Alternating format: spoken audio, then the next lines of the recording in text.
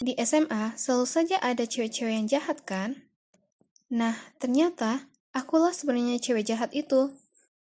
Dan butuh kejadian yang sungguh mengerikan untukku menyadarinya. Kalian tahu, aku ini cewek yang biasa-biasa aja. Tampang biasa, nilai biasa, dan bisa dibilang aku ini agak gendut. Ya, aku begitu tak terlihat, tapi syukurlah aku punya beberapa teman baik. Jadi tak masalah, aku puas dengan hidupku yang biasa-biasa aja. Tapi suatu hari, ku terima sebuah pesan di lokerku. Bahkan, ada gambar hati di atasnya. Jantungku mulai berdetak sangat cepat. Apakah mungkin ini? Aku membacanya dan tak percaya. Itu dari cowok bernama Dave dan dia mengaku punya perasaan terhadapku. Dia bahkan menuliskan nomor HP-nya. Aku terpaku. Lalu, kemudian kubaca bagian bawah pesan itu dan kenyataan menampar keras wajahku. Aku akan menunggu teleponmu, Sarah. Itu bukan untukku. Itu untuk Sarah. Tentu saja itu untuk Sarah. Semua cowok menyukainya. Siapa sih yang tidak? Dia cewek tercantik di sekolah. Dan lagi, lokernya berada tepat di sebelahku. Jadi Dave membuat kekeliruan. Aku hendak menyelipkan itu di lokernya saat kulihat dia berjalan ke arahku. Kucoba sembunyikan kekecewaanku bahwa pesan itu bukanlah untukku. Membuatku sebal melihatnya berayun ke arahku dengan rambut keriting pirang dan senyumnya yang menawan. Saat dia melihatku, dia mulai memulai obrolan ringan dan bahkan memuji kardiganku. Itu sungguh aneh. Apa serunya sih membicarakan soal itu? Apa pujian itu semacam sarkasme atau apa? Cewek bagai malaikat ini memberiku perasaan tak nyaman. Pasti dia ini tipe cewek jahat yang cuma baik di depanmu, lalu nantinya pulang ke rumah dan menuliskan namamu di buku aib miliknya. Setelah dia berjalan pergi, kuremas catatan itu dan kulemparkan ke dalam tasku. Lalu malam itu, aku melakukan sesuatu yang gila. Kukirim pesan ke Dave, pura-pura jadi Sarah. Aku tak tahu kenapa aku lakukan itu, tapi setelah mengirim dan menerima beberapa pesan, ternyata jadi seru. Ku cari dia di sosial media, dan aku tak percaya betapa tampannya dia. Dia setahun lebih tua, jadi kelasnya berada di gedung lain. Tak heran, aku tak pernah lihat dia sebelumnya. Bahkan, kantin kami berada di gedung yang berbeda, jadi mungkin dia juga tak pernah melihatku. Ya, walaupun dia juga gak bakal memperhatikanku sih. Rasanya sungguh hebat berkirim pesan dengannya. Aku tak pernah lakukan hal seperti ini sebelumnya, dan sebenarnya terasa cukup menyenangkan pura-pura jadi Sarah. Aku bisa bicara padanya dengan bebas dan tak perlu merasa khawatir berlebihan jika aku terdengar seperti pecundang. Karena di momen itu, aku adalah Sarah, cewek terpopuler di sekolah, dan rasanya sungguh hebat. Tak masalah apa yang kukatakan, karena aku tahu Dave menganggapku Sarah. Jadi, semua yang kukatakan padanya itu lucu atau menggemaskan. Aku bahkan cerita ke sahabatku Clara apa yang kulakukan. Dan dia heran, aku punya keberanian untuk lakukan hal seperti itu. Kutunjukkan padanya pesan-pesan kami, dan dia bilang, "Wah, gila ya kamu." Tapi, aku terus berkirim pesan dengannya, dan akhirnya merasa tak bisa berhenti. Aku tak tahu berapa lama lagi aku bisa terus begini sebelum akhirnya ketahuan. Tapi, kurasa aku sudah akan bosan sebelum itu terjadi kok. Namun, kemudian di suatu hari, dia memintaku untuk menemuinya sepulang sekolah, dan aku bingung. Jelas, aku tak bisa menemuinya. Dan tidak pula membiarkan dia mendekati Sarah yang asli di dunia nyata. Jadi, kubuat alasan tentang betapa orang tuaku super ketat, dan aku akan mendapat masalah jika sampai ada orang lain melihat kami. Tapi dia bersikeras, mengatakan kalau dia punya hadiah untukku. Jadi, kusuruh dia letakkan itu di atas mesin penjual otomatis saja. Yang membuatku terkejut, dia menganggap ini ide yang sangat romantis. Jadi, dia setuju. Di sepanjang minggu berikutnya, dia letakkan hadiah untukku tiap hari. Suatu hari, hadiahnya kristal kecil berbentuk mawar. Keesokan harinya adalah buku puisi. Baik sekali, aku tak menyangka kelembutan semacam itu dari seorang pecinta olahraga. Lalu, kemudian dia memintaku menemuinya pada pertandingan basket Jumat itu. Dia terdengar sangat serius. Kurasa kesabarannya mulai habis. Ya, tentu saja akan jadi terlalu aneh pergi ke sekolah yang sama, tapi tidak saling bertemu sama sekali dalam 2 minggu berturut-turut, ya kan? Aku tak punya pilihan lain, kecuali setuju. Tapi, rasa panik mulai menyergap. Ada babak final dari turnamen besar di sekolah, jadi semua orang ke sana, dan Sarah akan ada di sana juga.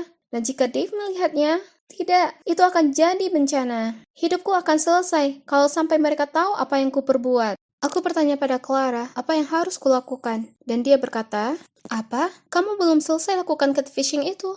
Kamu perlu memberitahunya sebelum semuanya terlambat."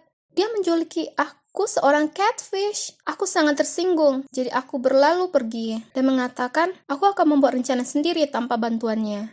Aku tahu pasti apa yang akan kulakukan. Sampainya aku di rumah, ku geledah laci obat ibuku dan temukan itu, sirup lasatif miliknya. Kutuang sedikit ke minum buah yang kubeli. Jelas saja, aku ikuti instruksinya dan cuma kutuang sedikit. Maksudku, aku tak mau membuat Sarah pingsan. Aku hanya ingin memberinya secukupnya saja, supaya dia lewatkan pertandingan itu. Aku tak tahu betapa buruk semua hal ini akan terungkap.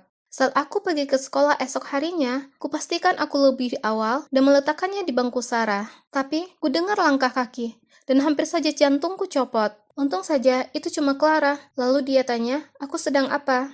Aku hanya katakan, aku melihat ada cowok yang meletakkan ini di meja Sarah. Dan karena iri, jadi kulihat. Sarah kemudian mengambilnya tanpa ragu, karena menerima pemberian dari para pengagum rahasia bukanlah hal baru baginya. Nah, berhasil. Setelah olahraga hari itu, Sarah meminumnya. Tapi, kemudian bencana datang. Teman-temannya juga minta seteguk, jadi dia membagikannya. Dan yang membuatku ngeri, Clara juga ikut minum.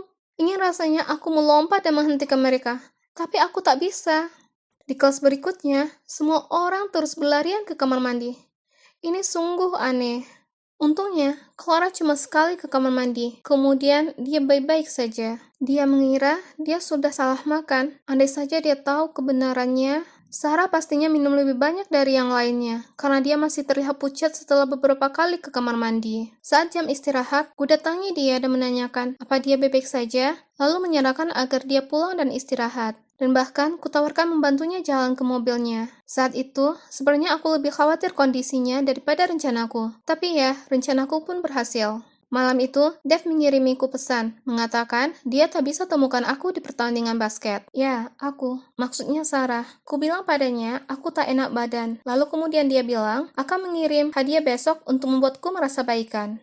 Nah, saat itu Clara datang dan melabrakku. Dia menerobos ke kamarku, mengatakan, aku tahu apa yang kamu lakukan. Bukankah itu keterlaluan? Lalu cerita, dia melihat sirup itu di ranselku. Aku terdiam, tapi kemudian aku hanya katakan padanya, kalau sudah waktunya para cewek jahat itu merasakan obat mereka sendiri. Tapi dia marah besar. Dia berkata, kamu ini konyol. Sarah bukan cewek yang jahat. Dia itu baik. Dia bahkan baik padamu. Apa kamu terbutakan dengan kecemburuan sampai kamu seterpuruk ini sehingga menyakitinya? Kamu tahu tidak? Kamu itu satu-satunya cewek jahat di sini. Pada saat itu, dia bergegas pergi, meninggalkanku sendirian berdiri di sana. Aku termenung di sana, tercengang. Apa yang baru saja terjadi? Apa yang baru saja ku dengar? Jadi aku cewek jahatnya? Itu tak mungkin, benar kan? Clara ini temanku, bukan sih? Bagaimana bisa dia mengatakan itu padaku? Dia terus saja menyebutku catfish, lalu cewek jahat. Cewek ini benar-benar keterlaluan. Tapi, kata-katanya terus terngiang di kepalaku. Aku memikirkannya. Sarah sebenarnya tak pernah menyakitiku. Jadi, kenapa aku begitu kejam padanya? Ini bukanlah aku yang baik. Malam itu, aku tak bisa tidur. Aku merasa sangat bersalah. Sudah kubiarkan semuanya lepas kendali. Kenapa aku lakukan ini? Aku bahkan tak sungguhan suka dengan Dave. Tentu, menyenangkan rasanya ada cowok tampan yang bicara denganku. Tapi, dia bicara denganku hanya karena mengira aku ini Sarah. Aku tak tahu lagi apa yang ingin kulakukan. Besoknya, Dave sudah meletakkan kotak hadiah baru di atas mesin penjual otomatis. Aku terus memandanginya, dan tak yakin apa sebaiknya aku ambil. Tapi tiba-tiba, seorang cowok melihatnya, menurunkannya, dan melihat itu ditujukan untuk Sarah. Lalu dengan cepat dia berlari ke kelas dan memberikan itu padanya. Semua terjadi sangat cepat, aku bahkan tak punya waktu untuk merespon. Aku lari mengejarnya untuk melihat yang terjadi kemudian. Sarah dan teman-temannya semua berkumpul mengelilingi kotak itu dan terus mengatakan, Dave, bukankah dia yang kau taksir? Dave Miller itu? Wow, selamat Sarah. Tapi, kenapa dia berikan hadiah untukmu? Aku bisa lihat wajah Sarah merona, dan itu saat kusadari, dia ternyata menyukainya. Ya Tuhan, aku sudah mengacaukan semuanya. Dia sangat senang, yang membuatku merasa lebih buruk. Clara benar. Akulah cewek jahatnya, bukan Sarah. Aku harus bertindak cepat sebelum Sarah temuin Dave. Lalu mereka berdua temukan kebenarannya. Kukirim pesan ke Dave dan memintanya menemuiku di taman diam-diam. Begitu aku sampai, bisa kulihat dia sudah ada di sana, menunggu dengan bersemangat. Aku sembunyi di balik pohon dari kejauhan, lalu menelponnya. Lalu memintanya mendengarkan penjelasanku dulu. Kukatakan padanya, aku bukan Sarah, dan kulakukan ini karena aku capek merasa seperti pecundang. Tapi aku tak mengira sudah bertindak terlalu jauh. Aku minta maaf, ujarku padanya. Dia sangat bingung dan agak marah pada awalnya. Tapi setelah beberapa saat, dia bilang kalau dulu waktu di SMP, dia juga bukan siapa-siapa. Jadi dia paham posisiku, tapi dia butuh waktu untuk mencerna semua ini. Saat dia hendak menyudahi, aku berkata, "Tunggu!" Kemudian berlari ke arahnya dan mengatakan, "Akulah cewek di telepon itu, dan aku punya berita baik untuknya. Kalau Sarah yang asli, sebenarnya juga suka padanya, dan yang dia harus lakukan adalah pergi dan mendapatkannya." Dia tampak tak yakin dan berkata, "Kamu tak bohong lagi padaku, kan?" Kemudian aku berkata, "Aku bersumpah, dia sangat naksir padamu. Tolong, biarkan aku menebus semua ini. Aku akan membantumu." Dia terlihat sangat senang, dan aku merasa lebih baik mengetahui aku membantu pasangan bahagia ini agar bisa bersama. Mereka pantas dapatkan satu sama lain. Aku bahkan membantunya memilih hadiah selanjutnya untuk Sarah. Ya, ini waktunya untuk Sarah yang asli. Dan sejak saat itu, aku jadi seperti mak comblangnya. Dan untuk Clara, tentu saja aku minta maaf padanya, dan berterima kasih padanya karena menjadi teman yang baik dan karena telah menyadarkanku. Dan sekarang, Sarah dan Dave resmi jadi kekasih, dan aku bahkan terkadang nongkrong bersama mereka. Nyatanya, teman Dave ada yang mendekatiku. Jadi, kita lihat saja apa yang terjadi nanti. Mungkin, pada akhirnya, aku akan punya pacar.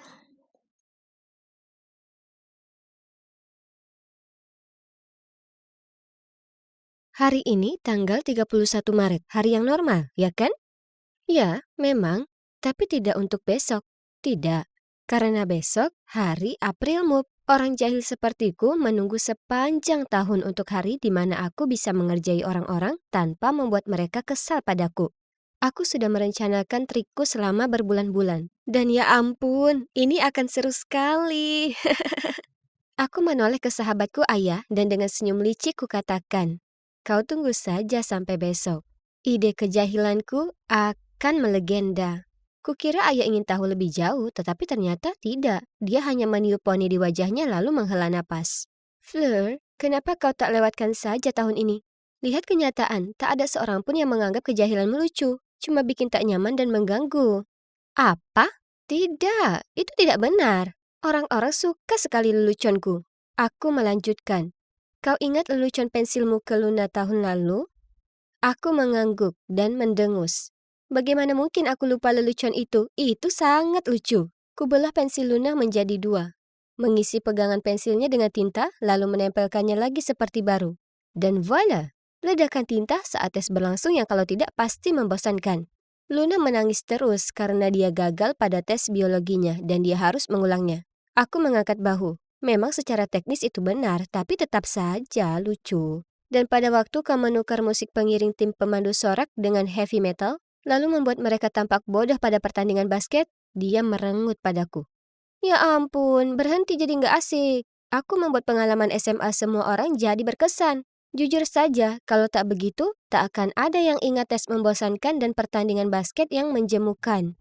Aku terlalu sibuk bicara, sampai tak menyadari ada bola melesat ke udara hingga menghantam tepat ke kepalaku. Aduh, dunia jadi gelap dan aku pingsan. Kubuka mataku melihat Ayah dan beberapa anak melongo melihatku. Kemudian guruku bergegas datang dan membubarkan mereka. "Fleur, apa kau tak apa?"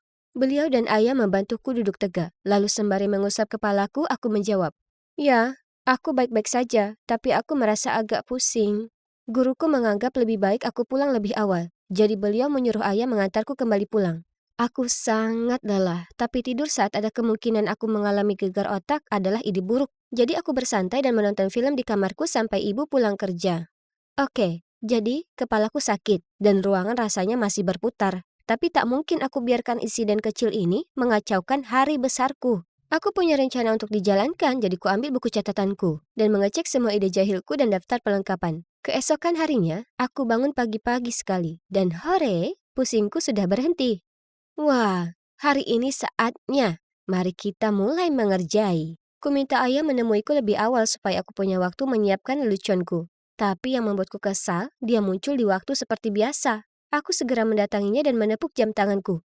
Kau kira jam berapa sekarang? Sekarang aku akan ketinggalan jadwal. Dia memberiku pandangan bingung. Untuk apa? Ini bukan 1 April lagi. Hari ini tanggal 2. Kau kemarin tak masuk karena benturan di kepalamu, ingat? Apa? Kau bicara apa? Lihat, ini tertulis hari ini 1 April. Aku melambaikan ponselku di depan wajahnya. Kalau begitu kalendermu salah. Coba periksa kalendermu. Sekarang, ayo berangkat. Dia berjalan pergi. Tak mungkin. Jangan kau kira bisa membodohiku. Aku mengatakannya sambil berusaha mengejarnya. Segera setelah sampai sekolah, aku bergabung dengan teman-temanku di kantin untuk sarapan. Lalu Kelly menatapku dan berkata, "Bagaimana kepalamu?" Kukatakan kepalaku baik-baik saja dan memberikannya Oreo. Kalian tahu tidak? Dia memakannya tanpa ragu. Tapi setelah 1 gigitan, dia muntahkan itu ke tangannya. "Ew, apa itu? Yak." Aku menertawakannya dan berkata, "Haha, itu sandwich pasta gigi diapit biskuit Oreo." Oke, aku minta maaf. Minum ini. Kemudian aku memberikan padanya sebotol cola. Dia menenggak seteguk penuh, kemudian segera memuntahkannya.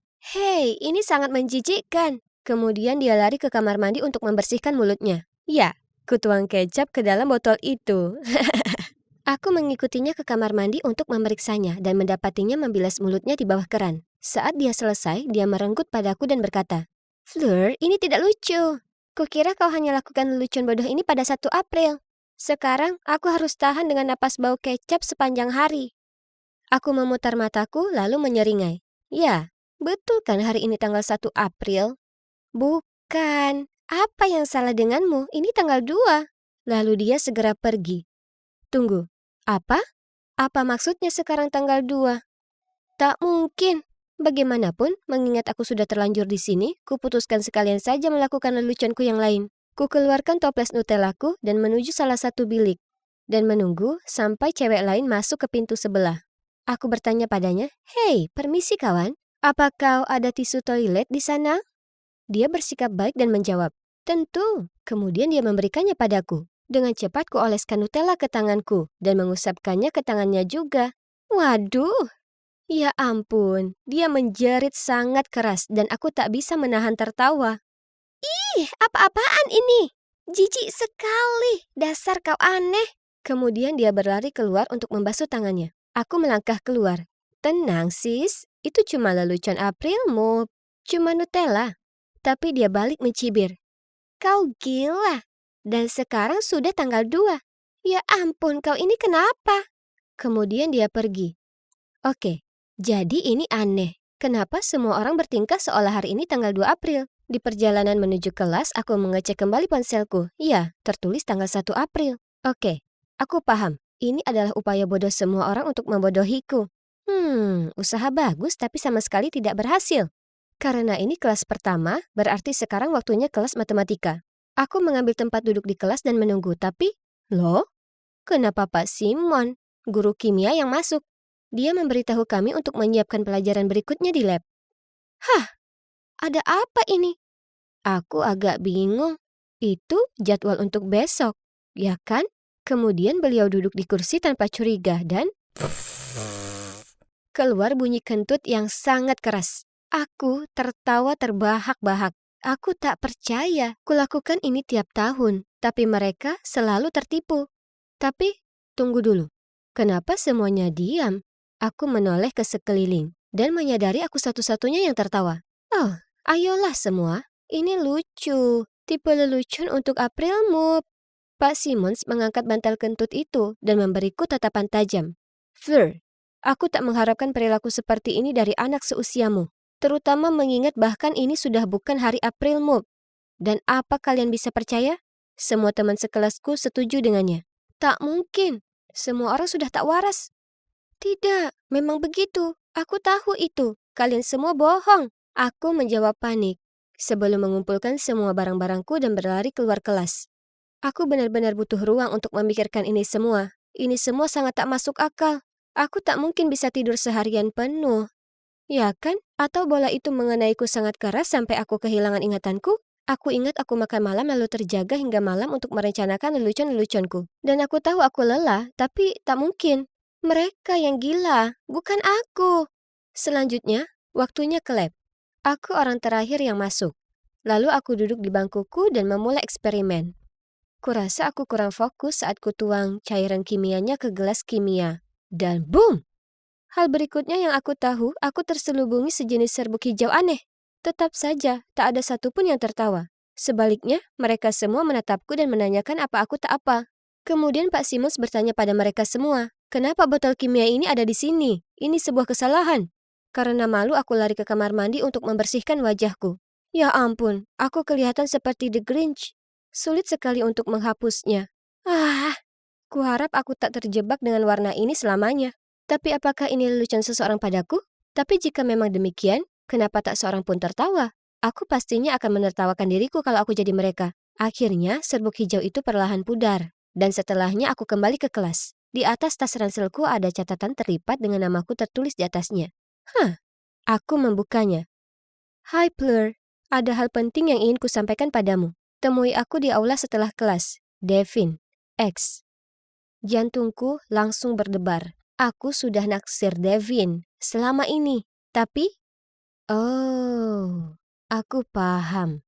Ini pasti jebakan. Semua orang tahu aku suka padanya, jadi mereka lakukan semua ini untuk mempermalukanku. Devin pasti terlibat kali ini. Aku meliriknya, dan dia tersenyum, lalu melambai manis padaku. Terserahlah, pastinya ini terlalu indah untuk jadi nyata. Cukup. Tak akan kubiarkan semua orang menertawakanku lagi. Jadi, saat aku mengikuti Devin ke aula, aku meneguk air tapi tetap menyimpannya dalam mulutku. Kemudian saat Devin berhenti jalan dan memalingkan wajah kepadaku, aku menyemprotkan air ke atas seperti seekor gajah. Lalu berkata, "Ha! Kena kau! Aku tidak bodoh!"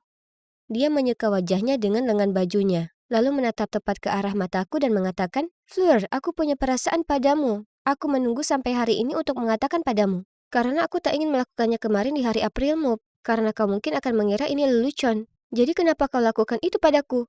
Aku menatapnya tak bisa berkata-kata. Menyoroti kata-kata yang kudengar yaitu, perasaan, kemarin, dan hari April Mop. Aku mulai pura-pura tertawa. Tapi kemudian semuanya jadi canggung karena wajah seriusnya tak berubah. "Kau bercanda kan?" Aku bergumam. Tapi dia tampak benar-benar kecewa. "Oh tidak, aku tak ingin mengecewakan Devin. Aku hanya bingung dengan hari dan... seolah aku benar-benar melewatkan hari April Mop. Sungguh mengecewakan. Aku sadar kejahilanku sudah terlalu jauh dan bagaimana itu bisa jadi melukai perasaannya. Jadi aku berseru, "Devin, aku minta maaf. Aku tak bermaksud begitu. Ini karena benturan itu. Aku mengigau. Aku minta maaf." Kemudian muncul keheningan yang canggung. Tiba-tiba, wajah sedih Devin berubah jadi nyengir. Dan dia mulai tertawa. Kemudian semua orang melompat keluar entah dari mana dan mulai menertawakanku juga. Aku berdiri di sana dengan raut muka tanpa ekspresi di wajahku. Kemudian ayah muncul dan berkata, "Kena kau." Jadi, ternyata sebenarnya hari itu adalah tanggal 1 April. Dan sebenarnya aku tak melewatkan satu hari pun. Tidak, ini adalah ide cerdik ayah agar semua orang bisa membalasku. Kemarin malam, dia membuat sebuah grup di Facebook dan memasukkan semua orang yang ada di kelas, termasuk para guru untuk merencanakan lelucon hari ini. Tidak, ini tidak mungkin. Aku ini si Ratu Jahil, bukan mereka. Kemudian ayah menghampiriku dan berkata, "Hey Fleur, coba tebak. Ini masih hari April Mop." Hal berikutnya yang aku tahu, aku meringis padanya. Lalu pura-pura kupukul lengannya dan mulai tertawa. Kurasa mereka sudah mengerjaiku dengan baik. Setelahnya, aku tak lanjutkan leluconku lagi. Aku sudah senang bisa beristirahat dengan tenang sepanjang hari. Kemudian, saat aku berjalan pulang, Devin menyusulku dan berkata, "Fleur, aku minta maaf. Tapi sebenarnya tak semuanya hari ini adalah lelucon." Aku tersenyum dan menatapnya. "Oh ya? Jadi, apa yang bukan lelucon?" Tapi dia hanya langsung memerah seperti tomat lalu bergegas pergi. Aku berdiri di sana tersipu saat melihatnya terburu pergi. Apa ini artinya Devin sungguhan menyukaiku? Menarik. Mungkin hari April Mop kali ini tak terlalu gagal.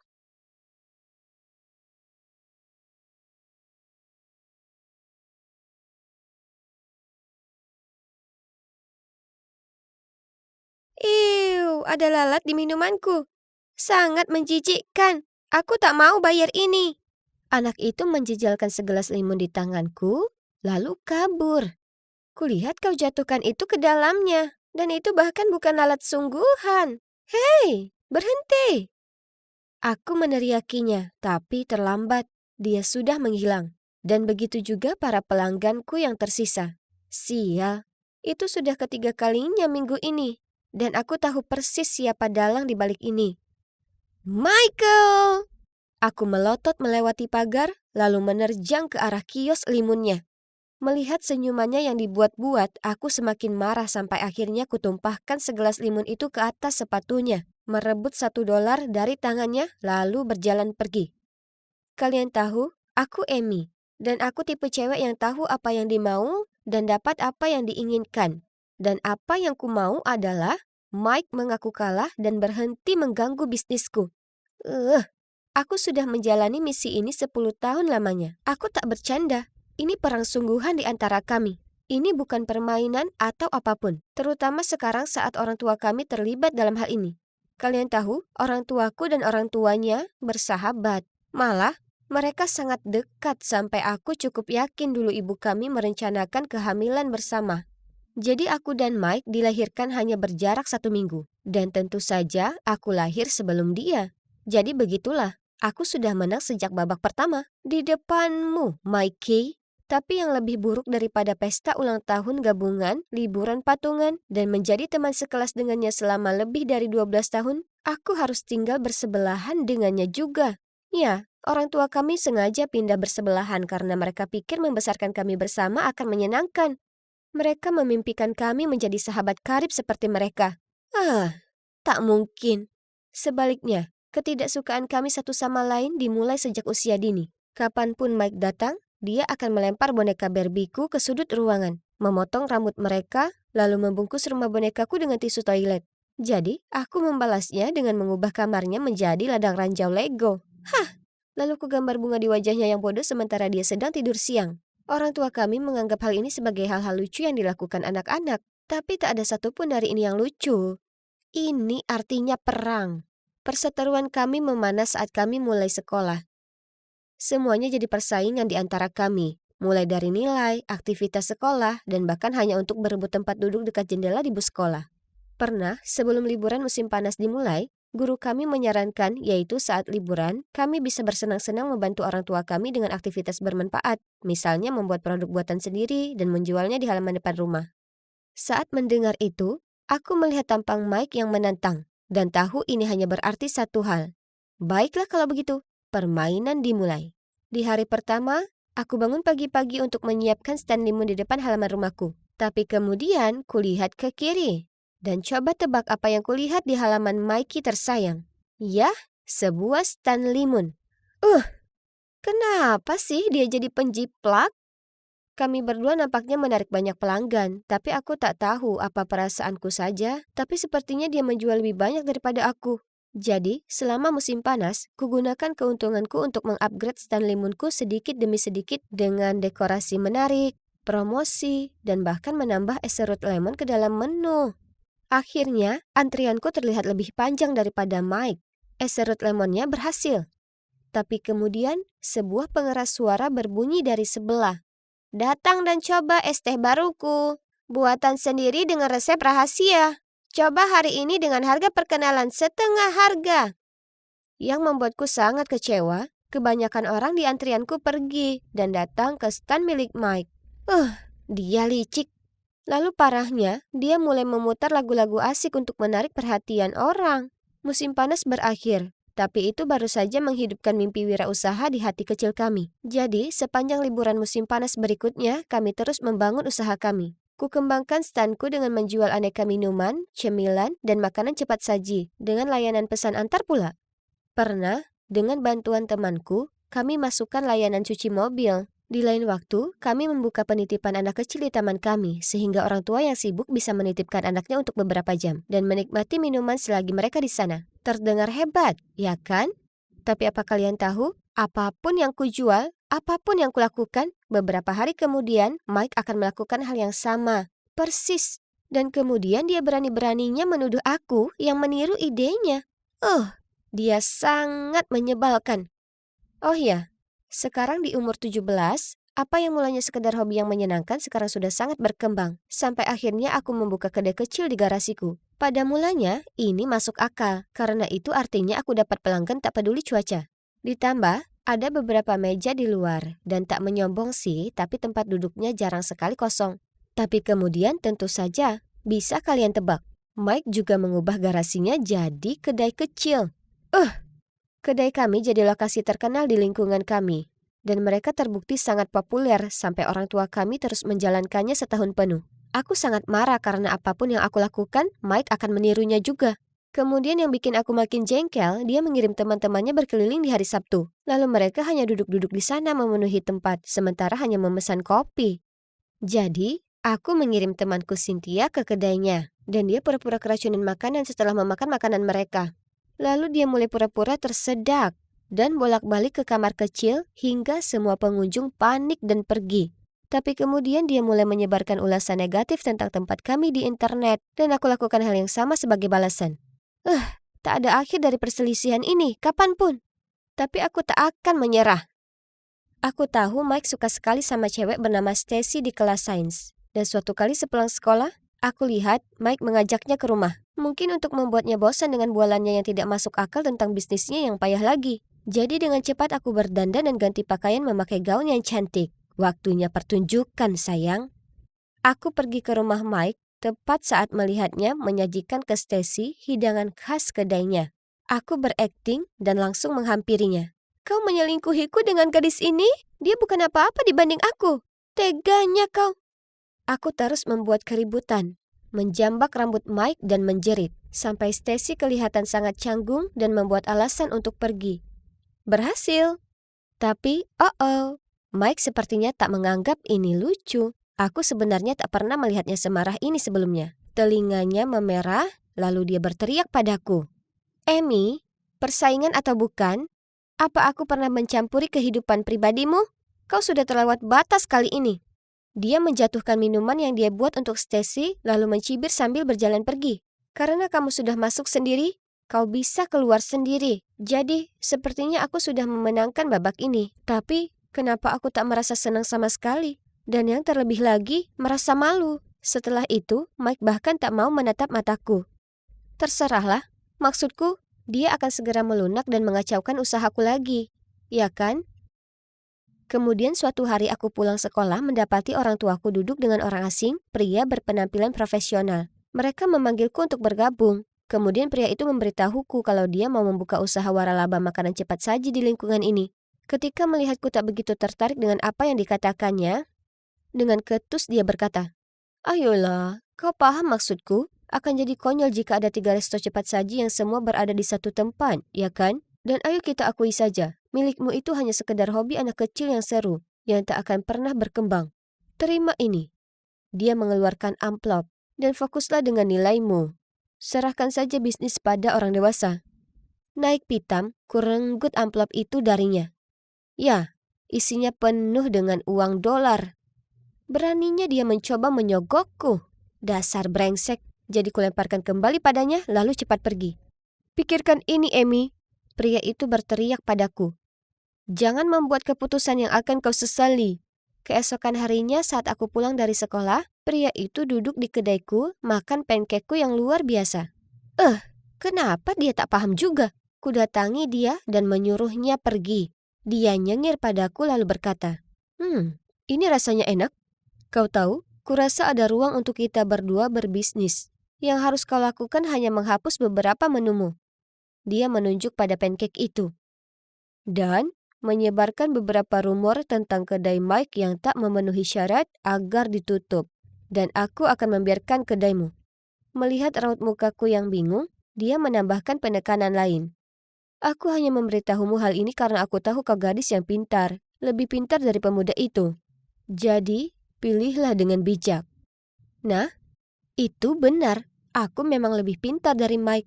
Tapi, ini sungguh gila. Aku menghabiskan sepanjang malam mempertimbangkan hal ini. Maksudku, tak mungkin aku bisa bersaing melawan waralaba terkenal. Tapi dengan cara ini, aku punya sedikit peluang. ya kan? Tapi, semenyebalkan Mike, apa aku bisa lakukan hal ini padanya? Jam 2 pagi aku duduk di ranjang, masih begitu terpukul dengan semua ini. Aku bergegas ke rumah sebelah dan melempar kerikil ke jendela Mike. Lampu di kamarnya segera menyala. Jelas, dia juga tak bisa tidur. Dia melongok keluar dan melihatku, lalu bergabung denganku di teras dan kami duduk terdiam di sana cukup lama. Kemudian dia bicara, "Ames, pancake towermu itu luar biasa enak, sungguhan." Menghela napas ku jawab, "Jujur saja, aku ngiler hanya membayangkan burger 2 susun milikmu. Tapi jika kita tidak menghapus hidangan itu dari menu kita, kurasa pria itu akan cari cara untuk menutup usaha kita." Mike menggelengkan kepala. "Tapi Ames yang ku kenal tak akan menyerah semudah itu, ya kan?" Aku menghela napas lebih panjang. "Ya, tapi kali ini berbeda. Mereka waralaba terkenal. Kedai kecil kita tak mungkin bisa bertahan lama, cepat atau lambat." Kemudian kami kembali terdiam dalam keheningan yang menyedihkan. "Kurasa kita bisa melakukannya. Kita bisa lakukan ini sama-sama." Mike tiba-tiba berdiri dan menunjuk rumah kami. "Kita punya cukup tempat untuk membuka satu kedai besar. Hah, bagaimana menurutmu? Aku dan dia bekerja sama? Apa itu bisa berhasil? Tapi, ya, tak ada yang tak mungkin untuk Amy si gadis tangguh." Aku tersenyum lebar padanya. "Ayo, yuk kita berjuang hingga napas penghabisan." Jadi tepat esok harinya kami menyatukan kekuatan dan mulai mempersiapkan pembukaan dari penggabungan kedai. Wajar saja, orang tua kami tentunya bersemangat dengan ide tersebut. Dengan senang hati mereka merobohkan pagar dan bahkan membangun koridor bersama untuk menghubungkan rumah kami. Kami sekarang resmi terdaftar sebagai satu bisnis dan mendapatkan sertifikat kebersihan, keamanan untuk semua makanan kami. Kalian tahu dokumen-dokumen resmi yang membosankan itu? Mengenai pria waralaba itu, ternyata orang-orang di kota setia pada kami. Jadi saat cerita dari trik kotornya itu menyebar, semua orang bilang akan memboikot restorannya jika dia membukanya lagi. Dia pun menghilang bagai ditelan bumi. Hah, itulah karma untukmu. Apa yang terjadi selanjutnya? Nah, aku dan Mike masih menjalankan bisnis kami bersama, dan itu berjalan cukup baik sampai saat ini. Ini benar-benar usaha keluarga, dengan semua orang turut membantu. Sebenarnya, menjalankan bisnis bersama-sama ternyata jauh lebih menyenangkan daripada bersaing satu sama lain. Mungkin Mike tak seburuk yang kubayangkan selama ini, dan terkadang aku masih suka mengklaim aku ini ceweknya. Saat ku pergoki ada cewek yang mengamatinya. Kurasa dia perlu belajar terbiasa memiliki satu perempuan saja dalam hidupnya, dan memikirkan hal itu, kurasa selama ini itu adalah aku. Kala itu cuma hari sekolah biasa dan aku sedang membereskan lokerku ketika tiba-tiba aku mendengar bisikan pelan dan memperhatikan kalau semua orang sedang menatap sesuatu. Oke, jadi ternyata itu bukan sesuatu, tapi seseorang. Karena cewek cantik ini berjalan di koridor seperti landasan pacu atau semacamnya. Kenapa semua orang ternganga saat melihatnya, langsung menyambutnya dan menempelkan buku catatan di wajahnya untuk ditandatanganinya. Kupeluk bukuku dan bergumam, astaga, tidak ada yang istimewa darinya. Jadi, namaku Lily dan aku hanyalah cewek biasa. Keluargaku ya normal-normal saja, penampilanku normal, dan status sosialku, ya, itu juga normal. Aku cuma menjalani hidup, itu saja. Tidak ada hal menarik yang pernah terjadi pada cewek biasa sepertiku. Oh, aku mau jadi seperti cewek-cewek yang berpenampilan sempurna di Instagram. Mereka sangat sempurna dengan kulit bersih, baju keren, dan rambut berkilau. Tapi cewek-cewek itu berbeda. Mereka berasal dari dunia yang berbeda. Oh, baiklah, setidaknya aku masih punya buku-bukuku, sahabatku Sarah, dan pacarku yang manis, Brian. Tapi ini semua berubah ketika Stacy tampil memukau di sekolah dengan penampilannya yang sempurna. Dan rutinitas aku sangat manis dan ramah. Ya, benar. Jadi, bagaimana jika dia memiliki wajah yang cantik dan pernah masuk ke dalam beberapa acara TV? Di balik kilauan palsunya, dia jelas tidak secantik itu. Aku masuk ke kelas bahasa Inggris dan melihatnya duduk di meja di sebelah mejaku. Bagus. Aku bahkan tidak bisa duduk karena semua orang mengelilinginya, menanyakan pertanyaan bodoh seperti, "Shampoo apa yang kamu pakai?" Dan, "Apa kamu mendapat istirahat camilan saat syuting?" Astaga, beri aku waktu istirahat. Lalu ketika aku akhirnya berhasil duduk, dia tersenyum padaku. Dan dengan suara manis yang menyakitkan hati berkata, "Hai, kuharap tidak apa-apa aku duduk di sini. Aku Stacy." Ya, tentu saja. Aku memaksakan diri untuk tersenyum kembali, tapi di dalam hati kemarahanku sudah memuncak. Menurut cewek ini, siapa dia? Jadi kenapa memangnya jika dia cantik? Aku yakin dia hanya peduli pada penampilannya dan tidak pernah belajar. Ya, semua orang akan segera menyadari betapa bodohnya dia. Lalu, suatu saat jam istirahat, Stacy si boneka Barbie yang masih hidup menyarankan agar kami membuat buku tahunan. Dan sekarang semua orang memperlakukannya seperti dia berhasil mendamaikan dunia atau semacamnya. Kalian tahu apa yang paling parah? Aku sudah bilang begitu selama bertahun-tahun belakangan, tapi tidak ada yang mendengarkanku. Dan coba tebak siapa yang menerima begitu banyak kartu selamat datang dan surat cinta, hingga terjatuh dari lokernya dan menghalangi lorongnya. Ya, Stacy. Astaga. Sudah berminggu-minggu. Kapan ini akan berhenti? Aku benci cara dia berterima kasih kepada semua orang dan tersipu. Aku perlu berada di dekat orang waras yang tidak mengira matahari bersinar dari dirinya. Dan dia ada di mana-mana. Itu membuatku mual. Tapi syukurlah waktu makan siangnya. Itu menjadi satu-satunya waktu damai dalam sehari bagiku. Saat aku bisa berkumpul dengan Sarah dan tidak perlu mengkhawatirkan Stacy. Tapi, apa ini? Apa yang dilakukan boneka Barbie itu sambil duduk di meja kami dan berbicara dengan sahabatku? Aku berjalan ke sana dan meletakkan nampanku di sebelah Sarah. Oh, hai Lily. Stacy baru saja mengatakan hal yang paling lucu. Bagus, gumamku pelan. Makan siang cobaan berat. Sarah mengabaikanku dan terus menanyakan pertanyaan bodoh kepada Stacy seperti, apa lawan mainmu Kyle sama gantengnya di kehidupan nyata? Dan, bagaimana kamu memadukan rok bermotif dan kaos berwarna? Kemudian pada hari itu, karena tumpahan cat di karya seni, aku terlambat 5 menit keluar. Sarah setuju untuk mengantarku pulang, tapi ketika aku pergi ke tempat parkir, mobilnya tidak ada di sana. Lalu aku memeriksa ponselku dan melihat dia mengirimiku pesan. Kamu di mana? Aku sudah tidak sabar, jadi aku pergi dulu bersama Stacy. Sampai jumpa besok, X. Apa? Apa dia meninggalkanku untuk memberikan tumpangan palsu itu? Kami sudah berteman sejak kecil. Bagaimana dia bisa tertipu karena tindakan Stacy dan membuang persahabatan kami begitu saja? Merasa marah ku balas pesannya. Kamu meninggalkanku karena si populer itu? Bagaimana kamu bisa? Aku mengerti, yang baru masuk, yang lama keluar. Terima kasih banyak. Ponselku berbunyi saat dia menjawab. Lily, kamu tahu bukan seperti itu. Rumahmu dekat dari sekolah, sementara rumah Stacy jauh dan dia harus kembali tepat waktu untuk bersiap-siap untuk jadwal syutingnya. Lebih marah dari sebelumnya, aku langsung mengetik pesan balasan.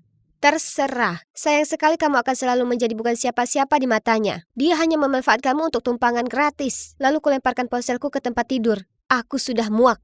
Sarah telah menentukan pilihannya dan berteman dengan si palsu itu. Daripada aku, Sarah mungkin telah jatuh ke dalam perangkat Stacy, tapi setidaknya aku masih punya Brian, ya kan? Suatu sore aku sedang berbicara dengannya di halaman sekolah ketika Stacy terhuyung-huyung lewat. Bahkan usahanya berjalan terlalu keras pun menyebalkan. Dia tersenyum ke arah Brianku. Lalu dia dengan sengaja tersandung dan menjatuhkan buku yang dipegangnya. Aku meraih lengan Brian untuk menghentikannya mendekat, tapi dia melepaskan diri dari cengkramanku dan tetap menghampirinya. Aku melihat dia membantunya mengambil buku-bukunya dan dia tersipu dan mengucapkan, terima kasih. Dia yang terburuk. Ketika dia berjalan kembali ke arahku dengan seringai lebar di wajahnya, aku tak tahan lagi, jadi aku berteriak padanya. Beraninya kau meninggalkanku untuk membantunya. Dia menatapku dengan bingung. Lily, aku cuma membantunya.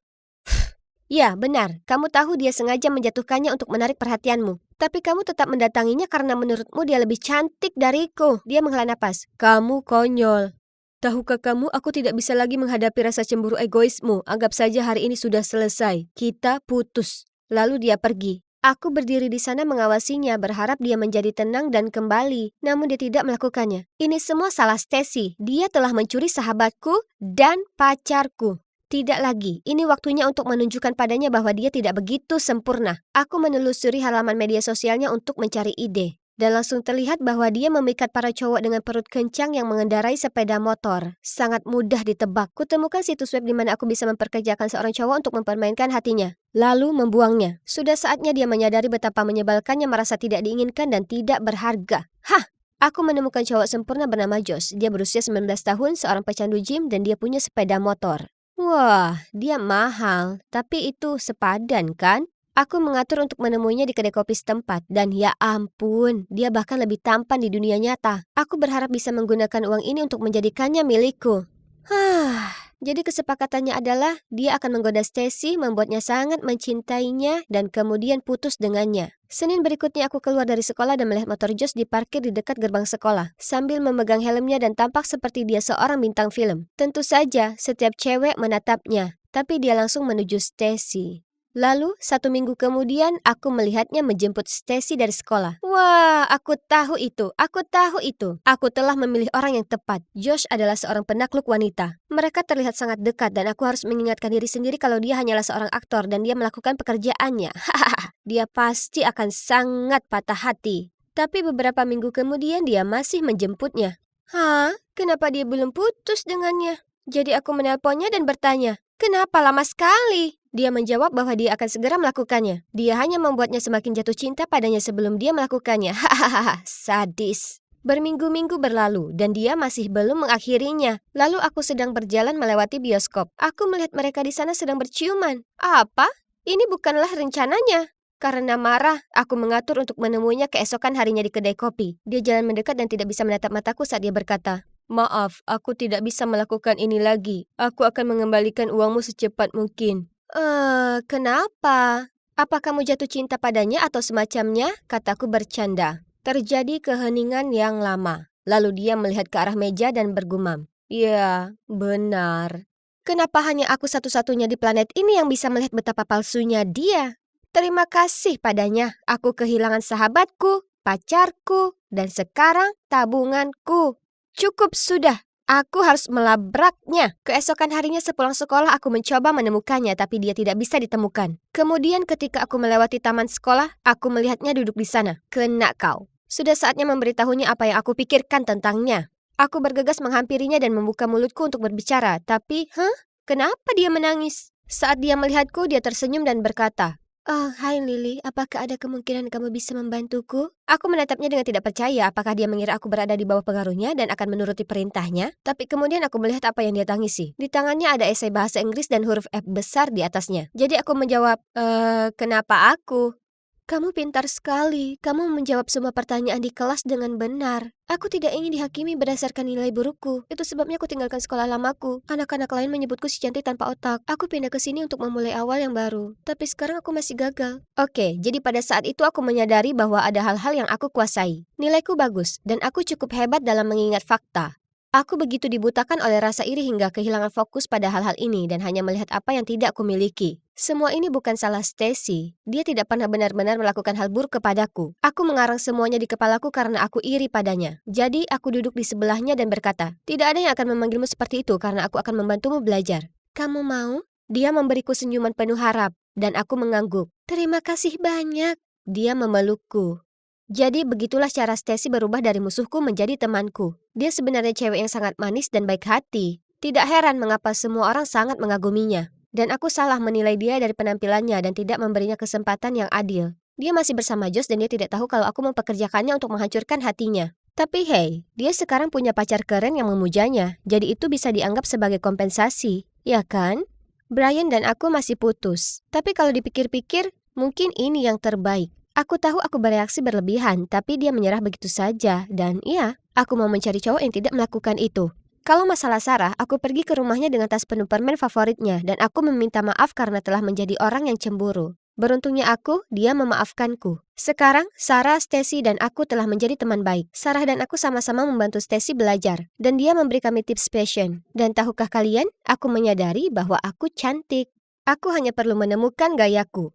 Jadi akhirnya aku belajar bahwa tidak ada orang yang sempurna. Kesempurnaan hanyalah ilusi. Yang penting kita merasa bahagia dengan apa yang kita miliki dan tidak pernah berhenti memperbaiki diri. Jadi jadilah dirimu sendiri dan biarkan orang lain berkonsentrasi untuk menjadi diri mereka sendiri.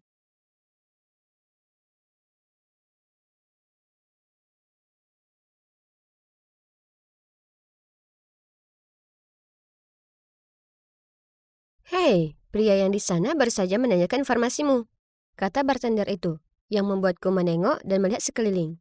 Oh, dia sudah pergi. Seperti yang kalian bisa lihat, aku masih duduk di sebuah bar di resort bintang 5. Tidak, aku bukan orang kaya, melainkan ku ambil semua tabunganku dan putuskan untuk membelanjakannya untuk nikmati setiap hari yang tersisa dalam hidupku. Ini semua bermula beberapa bulan lalu. Aku mengalami sakit dan kelelahan secara konstan. Aku menyalahkan stres pekerjaan, tapi gejala yang kualami semakin parah. Akhirnya aku ke dokter dan duduk di sana, terkejut luar biasa saat ku dengar kata kanker dan progresif. Beberapa minggu kemudian adalah serangkaian janji temu dan perawatan rumah sakit. Ku jalani kemo dan rambut panjangku yang indah jadi rontok. Aku merasa lelah dan tak berdaya sepanjang waktu. Cukup sudah. Ku hentikan kemoterapi, keluar dari pekerjaanku, dan memutuskan untuk menikmati sedikit waktuku yang tersisa. Pantai Hawaii sangatlah indah. Kemudian tiba-tiba seseorang berjalan menabrakku. Minumannya membuatku basah. Aku mendengarnya berkata, "Ya Tuhan, aku sangat menyesal." "Oh hei, kau gadis yang duduk di bar sendiri tadi." Aku mendongak ke atas, dan wah, dia tampan. Aku menggelengkan kepala dan menekankan kalau itu adalah salahku karena tak memperhatikan jalan. Setelahnya dia ikut aku berjalan-jalan dan kami mulai mengobrol. Oh, ngomong-ngomong, namanya Black. Jadi di hari berikutnya aku mengajaknya makan siang. Aku tak berselera makan sekarang, dan seringnya aku cuma bisa menatap piringku yang hampir tak tersentuh. Kemudian aku tahu aku harus jujur padanya. "Hei, Black, aku sangat menyukaimu dan ingin mengenalmu lebih jauh. Tapi aku mengidap kanker dan aku tak punya banyak waktu tersisa." Awalnya ada keheningan yang menyiksa. Tapi kemudian dia meraih tanganku dan apa kalian bisa percaya? Dia bilang dia juga ingin mengenalku. Beberapa minggu berikutnya berada dengannya rasanya ajaib. Kemudian kami kembali ke kota dan lanjut berpacaran. Black sangat baik dan terus mencurahkan kasih sayang padaku. Suatu malam setelah makan malam, Black membawa kami ke atas bukit. Dia bilang dia ingin menunjukkan padaku Orion's Belt, dan itu sangat romantis. Aku tak mau merusak momen itu, tapi ada sesuatu yang harus kukatakan padanya. "Black, aku menemui dokter hari ini. Dia bilang tak ada yang berubah. Meskipun dia tak menyebutkannya, kurasa aku tak punya banyak waktu." Air mata membasahi wajahku. "Aku mengalami waktu terbaik bersamamu. Kurasa aku benar-benar mencintaimu." Tiba-tiba, Black berlutut dengan satu kaki dan bertanya padaku, "Sayangku Lucy, maukah kau menikah denganku? Paling tidak ini yang bisa kulakukan untukmu." Aku tak dapat berkata-kata, jadi aku mengangguk dan kemudian mendekapnya erat di pelukanku. Aku terlalu senang sampai tak bisa menahan diri untuk membagi cerita cinta kami di sosial media. Tak lama, ribuan orang menyukai dan membagikannya, mengatakan kami adalah pasangan inspirasional. Ini sungguh gila, tapi luar biasa. Dukungan mereka membuatku merasa aku bisa kalahkan kankerku, dunia, dan semuanya. Aku mulai memperhatikan Black mendapat banyak perhatian dari gadis-gadis lain. Mereka tahu dia adalah laki-laki yang melamar gadis sekarat itu, jadi mereka tampak berkerumun dan mengaguminya. Kemudian suatu hari saat kami ada di toko gaun pengantin bersama, aku keluar dari ruangan ganti mengenakan gaun indah, merasa bagai seorang putri. Tapi kemudian kulihat Black ngobrol dengan seorang gadis. Dia menyentuh bahu Black dan aku mendengarnya berkata, "Tunanganmu sangat beruntung memilikimu." Lalu gadis itu maju mendekatinya. "Black," aku memanggilnya. "Sayang, bagaimana penampilanku?" Dia berpaling dari gadis itu dan menatapku. "Ya, indah sekali." Dengan canggung dia tersenyum. Tak bisa tidak aku merasakan tak karuan. Aku tahu dia pria yang menarik, tapi dia akan menikah denganku. Tak menyenangkan sama sekali mendapatinya menggoda orang lain saat aku mengepas baju. Tetap saja, aku berusaha mengesampingkannya, karena aku ingin menikmati sedikit waktu yang kupunya. Pernikahan itu bagai mimpi yang jadi nyata, sungguh hari yang penuh keajaiban. Tepat sebelum bulan madu, aku pergi menemui dokter, yang membuatku sangat terkejut. Dia memberitahuku, "Saya dengan senang menginformasikan pada Anda bahwa Anda dalam masa pemulihan." Ya Tuhanku, aku tak percaya dengan apa yang kudengar. Apa aku membaik? Aku bergegas pulang dan memberitahu Black berita baik ini, hanya saja reaksinya tak seperti yang kubayangkan. Wajahnya langsung berubah, dan pada awalnya dia tak bisa berkata-kata. Kemudian dia terbata-bata. "Se- se- se- Selamat, sayang." Apa maksudnya? Terlepas dari hal ini, bulan madu kami sungguh luar biasa. Nafsu makanku kembali dan kumanfaatkan sebaik-baiknya. Ya, makanan terasa begitu enak. Ini tak luput dari perhatian Black dan dia mengomel. Bisakah kau coba mengunyah lebih perlahan? Terserah, aku bermaksud menikmati makananku. Saat kami kembali pulang, aku pindah ke apartemennya. Demi Tuhan, piring kotor dan kaos kaki bau berserakan di mana-mana. Bagaimana bisa orang yang sedetil itu soal penampilan mereka tinggal di kondisi seperti ini? Ku bilang ke diri sendiri itu tak masalah, aku mencintainya, jadi aku bisa belajar mencintai kekacauannya. Merasa hidup sungguh menyenangkan. Jadi ku akui mungkin aku berlebihan makan cemilan, kue, dan masakan, dan ya, berat badanku naik beberapa kilo. Jadi tugas-tugas rumah tangga jadi terasa berat bagiku. Lagi pula kenapa harus aku yang lakukan? Ini kan kekacauannya. Tapi, pernah sekali saat aku muak dengan celana dalam baunya yang berserakan, aku bertanya padanya, bagaimana bisa pria yang terlihat sepertimu hidup di sarang tikus seperti ini? Cepat bersihkan. Tapi dia mengabaikanku dan langsung tidur. Dan tak lama kemudian dengkurannya yang sekeras guntur itu mengikuti. Apa-apaan ini? Di mana pria menarik dan menawan yang kunikahi? Karena muak, aku berusaha sebisanya membersihkan tempat itu sedikit. Aku kehabisan nafas dan sangat berkeringat. Kepalaku sangat gatal jadi kulepaskan wigku untuk menggaruk kulit kepalaku. Di saat itu ku dengar Black menjerit. Dan saat aku menoleh, dia memegangi wajahnya dengan ketakutan. Sayang, ada apa? Aku bergegas mendatanginya. Oh, aku paham. Aku tertawa. Ini cuma karena aku sangat tak nyaman pakai wig ini, jadi kulepaskan. Itu saja. Tapi lihat, rambutku sekarang tumbuh lagi. Gemetaran, dia terbata-bata. Kau pakai wig selama ini? Kau terlihat menakutkan. Ya, memang. Kurasa rambut yang tumbuh tak merata membuatku kelihatan cukup menakutkan. Bukankah seharusnya kau senang untukku? Aku bergumam dan memaksakan tersenyum, sementara berusaha memakai lagi wig tadi. Mengetahui kalau aku bisa kembali menjalani hidup sangat menakjubkan. Tapi tinggal dengan Black, dengan suami yang moody dan tak perhatian, nah, itu yang tak terlalu menyenangkan. Suatu malam dia pulang dari tempat kerja dengan suasana hati buruk dan mulai memakiku karena tak beres-beres. Ku bilang itu tak harus aku karena bukan aku yang bikin kotor. Dia menggerutu padaku. Aku seorang diri menafkahi kita berdua. Pulang ke rumah melihatmu santai-santai dengan punggung lebarmu itu, dan kau berani bicara seperti itu padaku? Kau yang harusnya bangkit dan kerja karena kau makan 2 kali lipat dari aku. Kata-katanya menyakitkan. Jadi dengan mata berkaca-kaca ku katakan padanya, beraninya kau bicara padaku seperti itu. Black hendak mengatakan sesuatu tapi menahannya, kemudian dia menghela napas. Dengar, aku minta maaf sayang. Aku tahu kau sedang pemulihan. Dengan tajam aku menatapnya dan berkata, aku tak menyiapkan makan malam, jadi ayo kita makan di luar. Aku sedang menikmati ayam ovenku.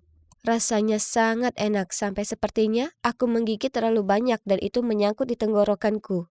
Aku langsung tersedak, aku tak bisa nafas. Ketakutan, ku tatap Black untuk minta bantuan, tapi dia memeriksa ponselnya. Lalu yang membuatku tak percaya, dia jalan pergi ke kamar mandi. Aku terus memukul-mukul meja meminta bantuan. Untung pelayan segera datang dan memukul punggungku dengan keras.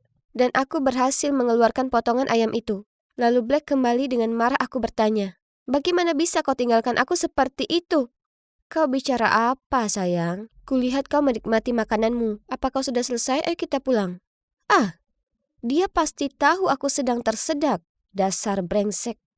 Semua yang pernah kupikirkan dan kuharapkan darinya hancur berantakan. Dia berniat membiarkan aku tersedak sampai mati daripada menolongku. Masalahnya adalah cerita cinta kami sangat terkenal sekarang. Dan meski aku tahu, Black dan aku saling tidak betah bersama. Membayangkan kami berpisah dan diejek semua orang membuatku sangat tidak nyaman. Kurasa aku terjebak dengannya selamanya. Jadi kami terus saling mentolerir satu sama lain.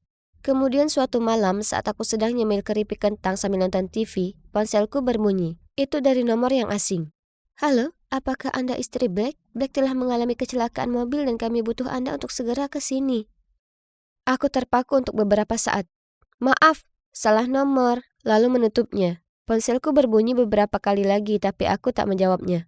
Rasa bersalah mulai menghinggapiku, jadi ku ambil tasku dan bergegas ke rumah sakit. Suster menyuruhku menandatangani berkas agar Black bisa mendapatkan operasinya. Dengan pena di tangan aku meragu.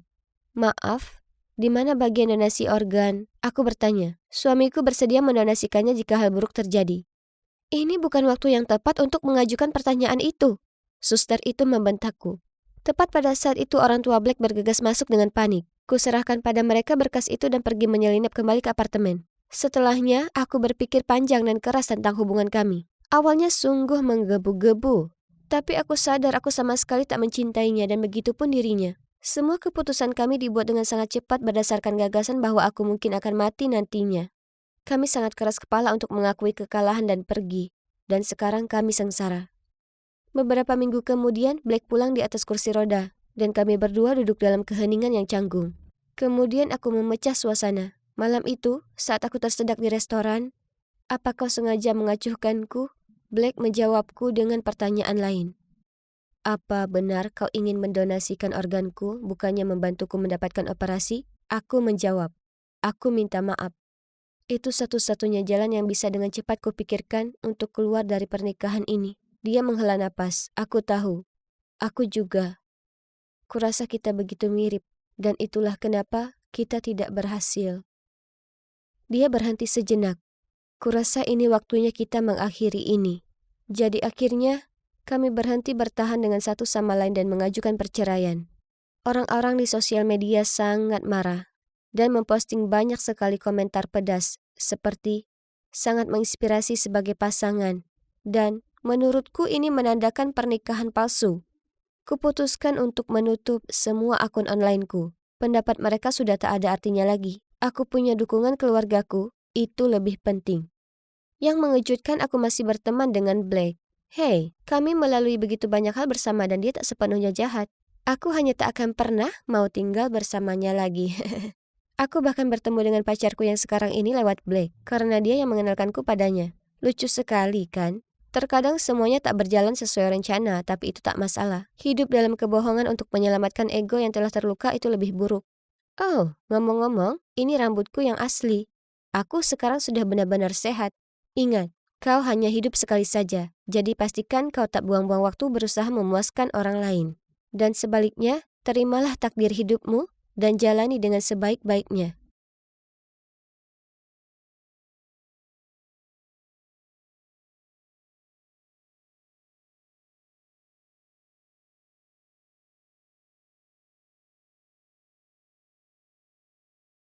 Hei, Dan, bagaimana kalau kita pergi ke restoran Jepang yang ingin aku coba? Tapi ibuku menungguku pulang untuk makan malam, jawab Dan dengan canggung. Lagi? Aku mengangkat alis. Bisa ditebak, langkah selanjutnya adalah mengeluarkan ponselnya dan menelpon ibunya tersayang. Kata ibu makan di luar itu sangat mahal. Itu idemu, kamu yang harus membayar, oke? Permisi? Apa aku salah dengar? Sulit dipercaya.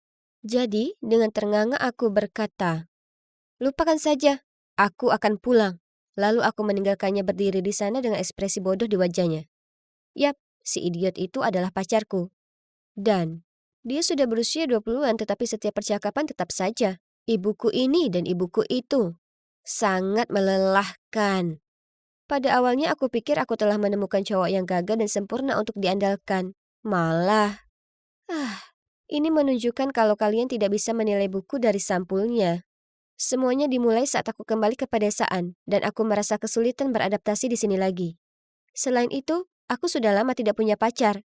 Ya, ceritanya balik lagi ke belakang. Aku tidak begitu putus asa, tapi bibiku bersikeras menjodohkanku dengan cowok imut ini. Aku pikir, kenapa tidak?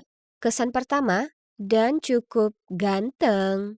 Dia baru saja lulus dari perguruan tinggi bergengsi, dan dia tampak begitu lembut dan baik hati. Kami menghabiskan waktu mengobrol. Jadi, ya, setelah itu kami mulai berkencan. Awalnya memang baik-baik saja, tapi kemudian detail aneh tentang dirinya mulai muncul ke permukaan. Kami pernah mengatur kencan di tempatku. Rencananya adalah memasak makanan bersama, lalu bersantai menonton film. Tapi begitu dia tiba, dia langsung berjalan ke sofa dan mulai menonton TV tanpa ada niat membantu.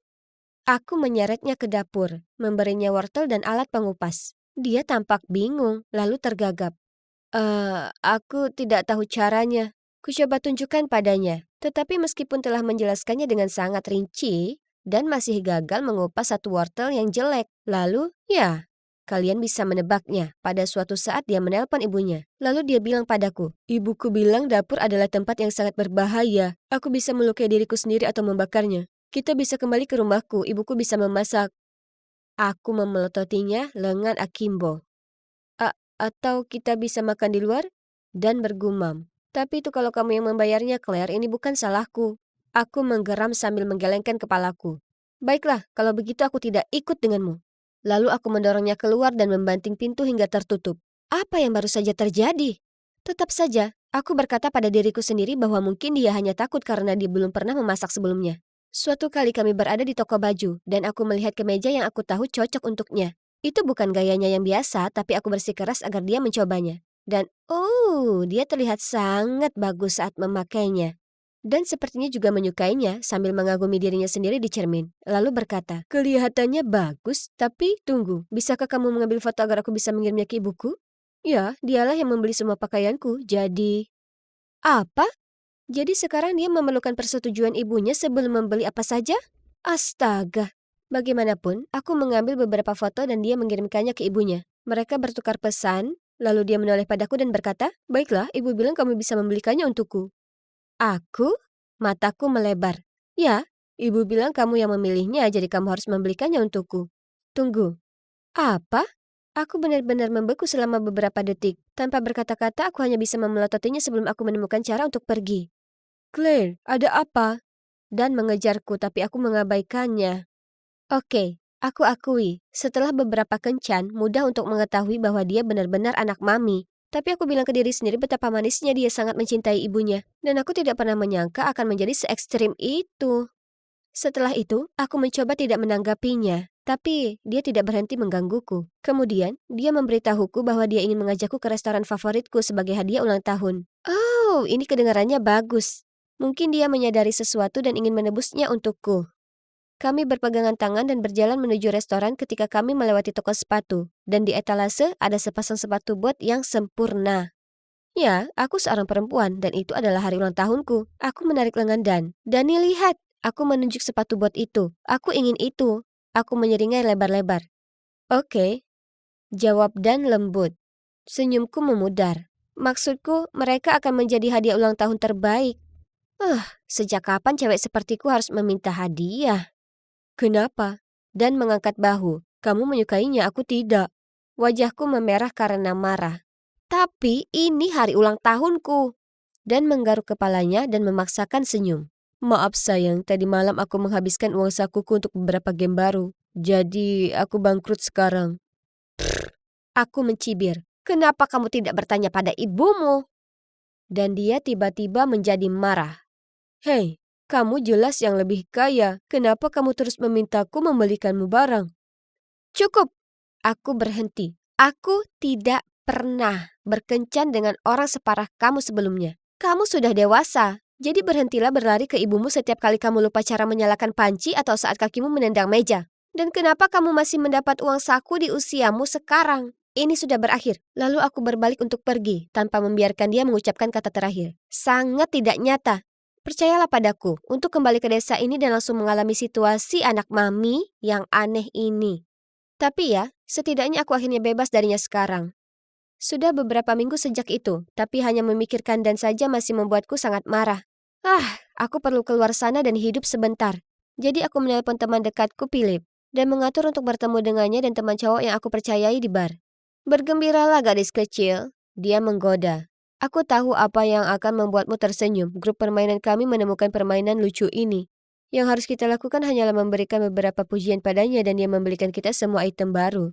Lalu, setiap kali kita pergi berpesta setelah meraih kemenangan, pemula ini juga membayar semuanya. Ego yang luar biasa. Aku mengejek. Selamat kawan, seandainya mantan gebetanku juga begitu murah hati. Lalu aku memutar mataku. Dia tidak pernah menghabiskan 1 sen pun. Ya, setidaknya tanpa meminta izin pada ibunya terlebih dahulu. Philip tertawa kaget. Hei, pemula ini juga sama. Dia membual bahwa meskipun dia miskin, ibunya punya ide untuk menjodohkannya dengan cewek-cewek kaya agar hidupnya bisa makmur. Tunggu sebentar, kedengarannya tidak benar? Aku punya firasat buruk tentang ini. Kemudian Philip menunjuk ke seberang bar dan berkata, oh, baru saja dibahas, dan menepuk punggungku. Rasa dingin merambat di punggungku saat aku menarik napas dalam-dalam dan berbalik untuk melihat.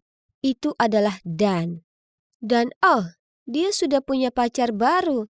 Aku segera membuat beberapa alasan dan pergi sebelum mereka melihatku. Malam itu, aku tidak bisa berhenti memikirkan pacar baru Dan. Apapun yang dilakukan Dan dan ibunya sama saja dengan penipuan. Jadi aku mengatur pertemuan dengan Philip di sebuah restoran dan menceritakan padanya tentang sejarahku bersama Dan dan betapa aku mengkhawatirkan pacar barunya. Philip menawarkan bantuan dan mengatakan dia akan mencoba mencari informasi lebih lanjut. Beberapa hari kemudian dia melaporkan kembali temuannya. Ternyata, Dan ibunya telah mempelajari pelajaran Claire. Jadi kali ini dengan pacar barunya Lizzie, mereka memainkannya secara berbeda. Dan, seperti yang diperintahkan ibunya, mengambil beberapa foto sensitif Lizzie. Dan sekarang setiap kali dia menolak membayar sesuatu, Dan mengancam akan mempostingnya secara online. OMG, ini membuatku merasa sangat mual. Cewek malang itu terjebak, dan mereka menyedot seluruh uangnya. Ini adalah pemerasan, dan aku akan menghentikannya. Tidak butuh waktu lama bagiku menemukan Lizzie lewat online. Aku kemudian mengiriminya pesan yang mengatakan aku ingin membantu, dan kami mengatur untuk bertemu langsung. Setelah mendengarku mengatakan kalau aku tahu yang sebenarnya, Lizzie langsung menangis. Aku tak bisa membiarkan foto-foto itu tersebar, jadi aku harus tetap menjadi pacarnya dan membayar semuanya. Dia mengusap air mata di pipinya. Aku harus meminjam uang dan sekarang bunganya membuatku jadi terlilit utang senilai ribuan dolar. Dan aku masih tak punya nyali untuk berbicara.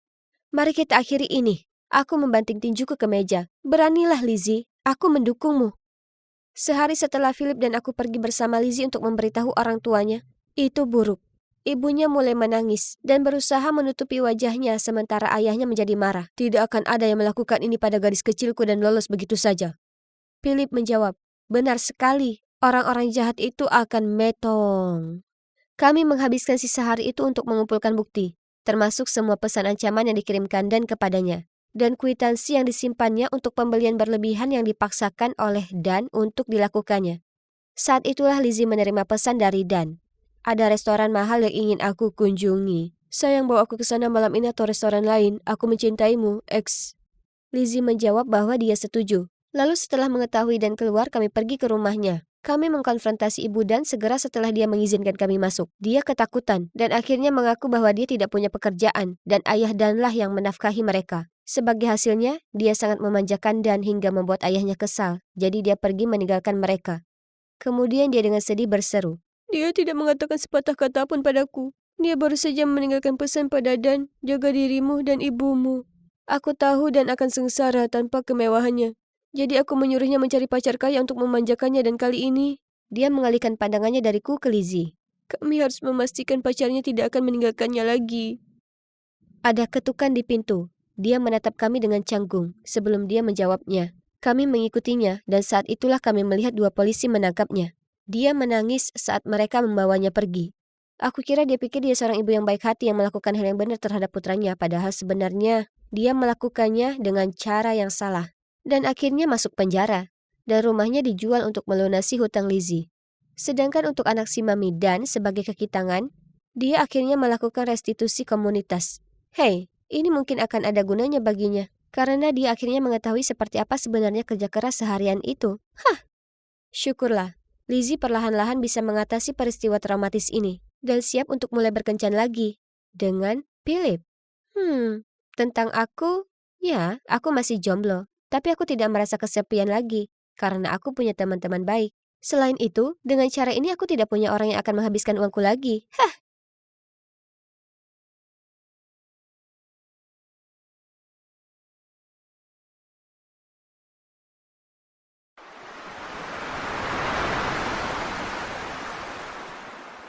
Hei, bangun! Siapa kau? Apa yang kau lakukan di kamarku? Apa? Maaf, kau siapa? Ini kamarku. Cowok ini benar-benar gila.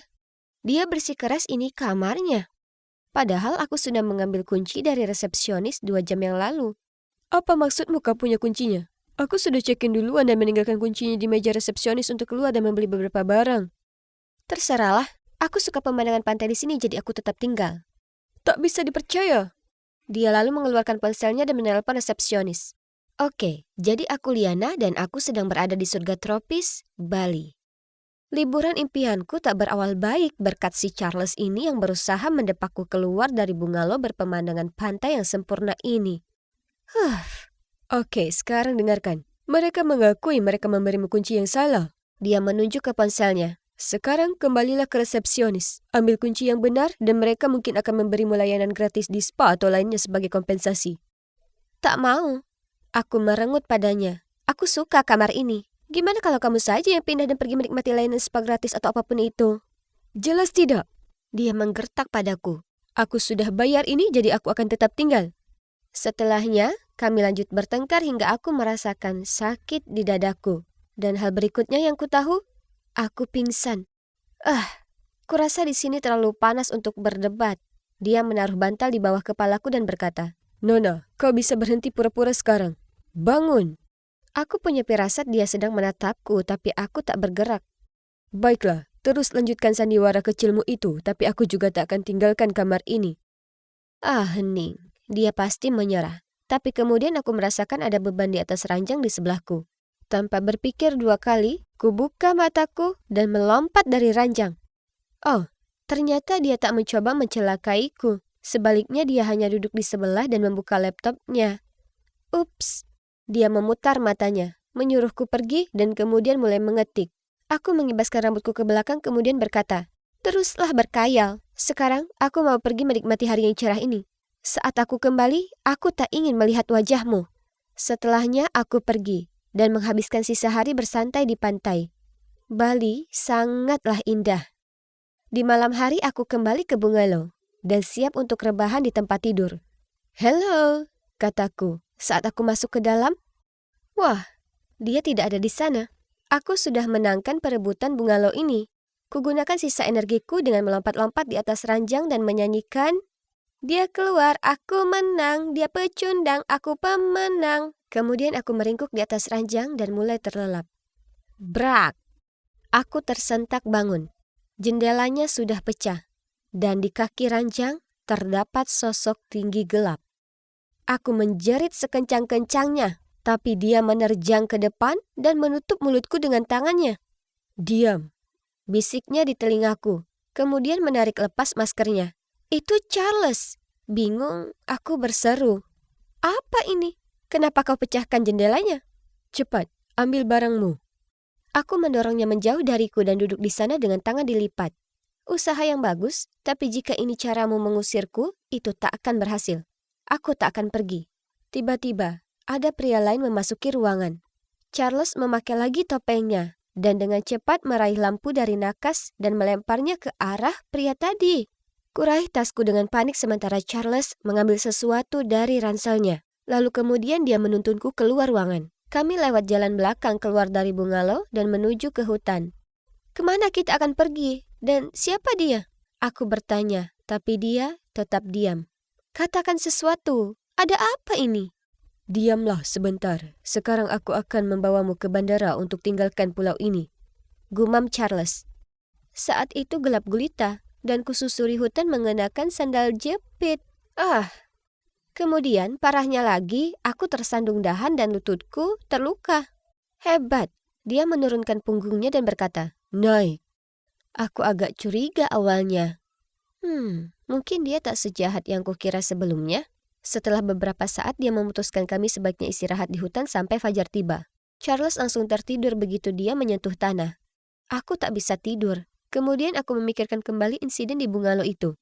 Memikirkannya, aku ingat Charles mengambil sesuatu dari tasnya. Jadi, aku menyelinap mendekatinya dan pelan-pelan meraih kantongnya untuk melihat apa itu. Tiba-tiba, dia menjengkram erat lenganku. Charles, lepaskan aku. Aku mendesis. Lenganku mulai sakit. Aduh! Dengar, aku terlibat bisnis yang berbahaya, katanya sambil melepaskan aku. Aku berusaha pastikan kita berdua aman. Oke, aku bisa lihat jelas kekhawatiran di matanya. Jadi aku bergumam, baiklah. Kemudian dia menggosok lenganku. Setelah malam yang sangat tak nyaman karena tidak tidur, dia menyenggolku saat fajar tiba dan menyuruhku mulai jalan. Dia menggandeng tanganku dan menuntunku maju. Kurasa itu bagus karena dia fokus melindungiku. Tapi, kenapa dia terus menatap ponselnya? Apa kita tersesat? Tanyaku. Dia terus menatap layar itu dan menggelengkan kepalanya.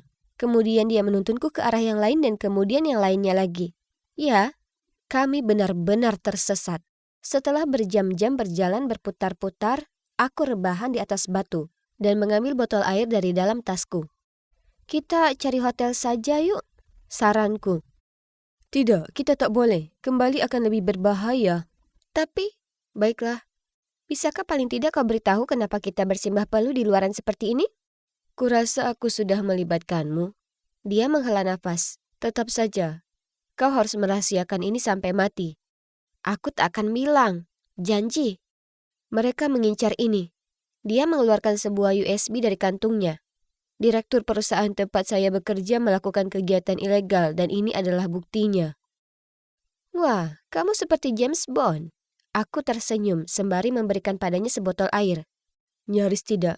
Dia tertawa. Kemudian dia berterima kasih padaku saat mengambil air itu dan meminum separuh botol tanpa ragu. Kemudian menawarkan sisanya padaku. Dia cerita padaku dia bekerja untuk perusahaan lain dan telah dikirim untuk menginvestigasi. Jadi, kau mengkhianati direkturmu? Aku bertanya skeptis. Semacam itu. Iya. Oh ya, aku tahu kau hanya ingin liburan yang menyenangkan. Tapi tanpa sengaja aku menyeretmu ke dalam kekacauan ini. Aku minta maaf. Tak usah khawatir. Kurasa ini cukup menarik. Tapi ini adalah liburan musim panas dengan serangga terbanyak yang pernah kujalani. Aku menepis seekor nyamuk. Aku mendengarnya tertawa. Tapi tunggu dulu. Mengapa dia terlihat tidak jelas? Aku bergumam. Apa kepalamu berat? Kemudian aku melihatnya pingsan di depanku dan beberapa menit kemudian dunia menjadi gelap. Aku mengerjap-ngerjapkan mata. Kepalaku sakit. Aku terikat di sebuah kursi dan begitu juga Charles. Ada beberapa pria berwajah seram yang menatap kami. Oh tidak, ini pertanda tak baik. Seorang pria jalan menghampiri Charles dan dengan nada tegas berkata, Charles, serahkan USB-nya, maka tak akan ada yang terluka. Aku tak tahu apapun soal USB. Gumamnya. Aku tak ingin mengancam gadis ini di sini. Tapi jika kau bersikeras, salah satu pengawal berjalan ke arahku, menjambak rambutku dan menariknya ke belakang. Jika menurutmu nyawanya tak berarti, simpan saja dan saksikan dia mati. Hentikan. Jangan ganggu dia. Aku tak punya USB itu. Aku menjatuhkannya di suatu tempat di hutan. Kemudian dia menoleh ke arahku. Aku sangat menyesal sudah melibatkanmu dalam hal ini. Pria itu mencibir. Berhentilah bersikap emosional, Charles. Itu tak cocok untukmu. Aku gemetaran ketakutan saat pria itu mengeluarkan sesuatu dari punggungnya dan mengarahkannya padaku. Kesempatan terakhir, Charles. Dia berteriak. Tidak, itu ada di sakunya. Dia pasti menyelipkannya di situ saat kami ada di hutan. Apa dia sungguh percaya kalau aku akan kabur dan membeberkan bukti itu? Kemudian, Cut! Kerja bagus, kawan. Kita seharusnya dinominasikan penghargaan Oscar setelah ini. Aku bercanda, sementara pria itu berlutut dan melepaskan ikatanku. Sudah waktunya, kataku ketus, sambil mengeluarkan USB dari kantungku dan mulai memutar-mutarnya dengan jari. Aku menunduk ke arah Charles dan menyeringai. Terima kasih telah melindungiku dan sebagainya, tapi ternyata sudah kudapatkan yang kubutuhkan. Apa? Siapa kau? Charles bertanya padaku dengan terkejut. Jadi, kusudahi penderitaannya dan kuceritakan padanya semuanya. Ya, aku ini putri dari direktur perusahaan. Perusahaan yang sama dengan perusahaan tempat dia mencuri informasi rahasia. Ayah memintaku untuk pergi dan mencarinya. Kunci dari resepsionis yang keliru itu rekayasa. Dan botol airku mengandung obat tidur ringan di dalamnya. Kau tak paham. Apa yang dilakukan ayahmu itu ilegal. Dia bersikeras. Aku memutar mataku. Ya, terserah apa katamu. Aku mulai beranjak pergi. Tolong, lihatlah sendiri. Periksa USB itu. Aku menggigit bibirku. Charles yang malang. Dia bukan tandinganku ataupun ayahku. Tak lama kemudian kami semua berada di pesawat dan terbang kembali ke US. Dan nantinya dia akan membayar apa yang sudah dia lakukan. Nah, pekerjaan tuntas dengan baik. Sekarang waktunya bersantai dengan segelas champagne setelah semua ini.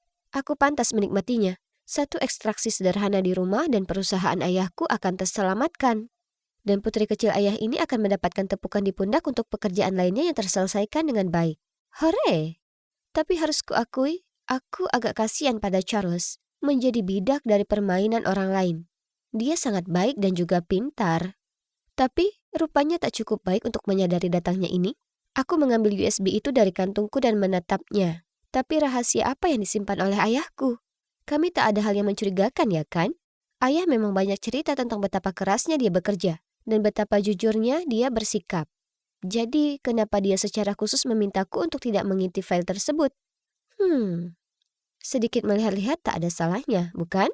Aku tahu. Tak baik buatku tak patuh pada ayahku. Tapi, ayolah, aku ini putrinya. Aku siap untuk mengambil alih posisinya. Jadi, anggap saja ini sebagai langkah pengecekan ulang ya, hanya untuk memastikan. Aku menyesal melihat file tersebut. Benar-benar menyesal. Karena kebenarannya tak tertahankan. Ternyata selama ini ayahku sudah berbohong padaku sejak awal. Jadi Charles sebenarnya mengatakan kebenaran. Dia mencuri rahasia kotor ayahku untuk mengungkapkannya. Ironis, bukan? Aku menertawakannya karena sangat mudah tertipu dan percaya pada kebohongan tentang perusahaan keluargaku. Sementara aku sendirilah yang dibohongi. Kebenaran ini sulit untuk dicerna. Aku memikul beban penipuan dan kecurangan seumur hidup. Tidak, aku tak ingin hidup seperti itu. Ini sungguh keliru. Saat kuserahkan baik USB maupun Charles ke ayahku, aku tahu apa yang perlu kulakukan. Jadi kutunjukkan USB itu ke ayahku dan berkata, "Ayah, aku melihatnya. Jadi sekarang aku tahu segalanya. Tolong hentikan."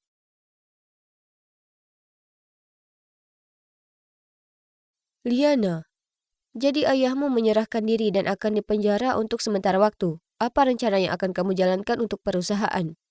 Aku terdiam sesaat. Ini adalah pertanyaan besar. Apa sebaiknya kulanjutkan usaha ayahku atau menghentikannya sekali untuk selamanya? Aku teringat kembali hari di mana aku menentang ayahku. Tapi putriku, aku lakukan semua ini untukmu. Ini adalah warisanmu. Aku tak ingin hidup dengan uang kotor, ayah. Ayah selama ini menjadi pahlawanku, tapi sekarang aku hanya begitu malu denganmu. Wajahnya tertunduk, dan kulihat kesedihan di matanya. Melihat ayahku seperti itu adalah perasaan terburuk di dunia. Lalu terlihat seolah beliau sadar akan sesuatu. Ayah mengangguk pelan, menyerahkan stempel direktur perusahaan padaku. Lalu dengan sedih meninggalkan ruangan. Aku khawatir kalau aku akan mengulang kesalahan ayahku. Jadi, sambil menarik napas dalam-dalam, aku langsung menatap mata jurnalis itu dan dengan tegas mengatakan, setelah mempertimbangkan dengan seksama, saya putuskan untuk menutup perusahaan. Setelah konferensi, aku dalam perjalanan keluar dari gedung itu saat Charles menyusulku dan bertanya, "Baiklah Liana, apa yang akan kau lakukan sekarang?" Aku mengangkat bahu. Entahlah, kurasa apa saja bisa terjadi. Meskipun aku perlu tempat tinggal terlebih dahulu, aku tak bisa kembali ke tempatku. Aku tak sanggup. Baiklah, kalau kamu mau, kamu bisa tinggal denganku. Charles tersenyum padaku. Ya, aku suka itu. Kemudian sambil menyengir aku menambahkan, selama kau tak mencoba mengusirku keluar kali ini, atau menyeretku ke dalam hutan, aku benci yang ayahku lakukan. Tetapi pada akhirnya, beliau mengakui kejahatannya dan membayar akibatnya. Dan untuk aku hanya akan menjalani hari demi hari dan melihat kemana arah hidupku. Dan jika itu kebetulan melibatkan seorang James Bond gadungan, maka biarlah.